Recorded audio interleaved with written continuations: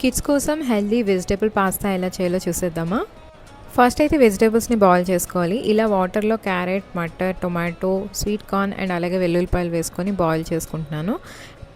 పాస్తాని కూడా వాటర్లో కొద్దిగా సాల్ట్ అండ్ ఆయిల్ వేసుకొని బాయిల్ చేసి ఉంచుకోవాలి. వెజిటేబుల్స్ బాయిల్ అయిపోయిన తర్వాత పేస్ట్ చేసుకోవాలి. నెక్స్ట్ ఒక కడాయిలో కొద్దిగా బటర్ వేసుకొని ఈ వెజిటేబుల్ పేస్ట్ని దానిలో వేసుకొని కొద్దిగా దగ్గరికి చేసుకోవాలి.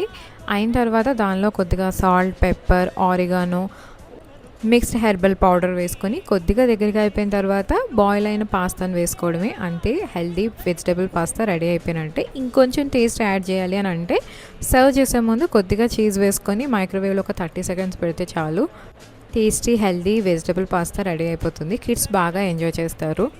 మాకు కొంచెం స్పైసీ కావాలి కాబట్టి ఇందులో కొద్దిగా పిజ్జా సాస్ వేసుకొని అందులో కొద్దిగా చీజ్ వేసుకొని మైక్రోవేవ్లో అగైన్ ఒక 30 సెకండ్స్ పెట్టామన్నమాట. మీరు కూడా ట్రై చేయండి. కామెంట్ సెక్షన్లో షేర్ చేయండి.